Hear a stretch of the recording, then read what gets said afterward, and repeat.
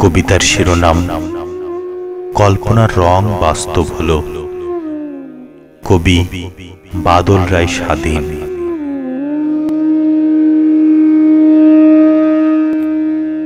প্রিয়তমা ঘূর্ণি, আমাকে প্রথম প্রেমপত্র দেওয়ার পর তোমার কাছে প্রশ্ন ছিল, তোমার হৃদয় বাগানে আমার ভালোবাসার চারা গাছ সঠিকভাবে বেড়ে উঠতে পারবে কিনা। তুমি বলেছিলে সে চারা গাছ হতে হবে কীট পতঙ্গ মুক্ত, বিষাক্ত সারের প্রয়োগ ব্যতীত। আমি মনও থাকলে তুমি বলতে, এই বলো না কথা, বলতে ইচ্ছে করে না, আমার কিন্তু ভীষণ ইচ্ছে করে। আমি বলেছিলাম অনেক কথা হবে, সময় বুঝে পরে।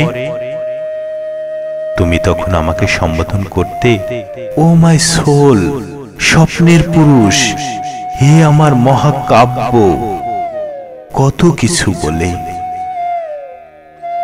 সব কিছু ভুলে গেলে চলে যাবার পরে।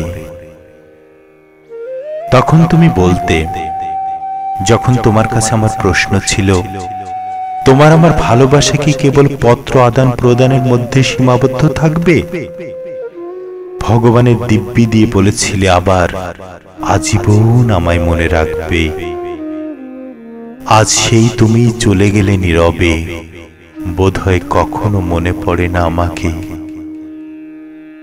মনে দুঃখ পেয়েছিলে একদিন, ধ্বংসপ্রিয়া বলেছিলাম তোমাকে।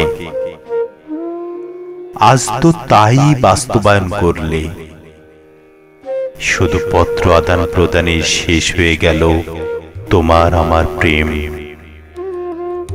তাহলে সে প্রশ্নগুলো তো আমার করা উচিত ছিল তোমাকে।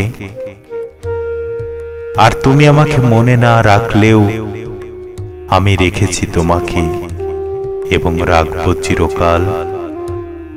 ভালো থেকো তিন ফলের সমাহার, ভালো থেকো, খুব ভালো থেকো।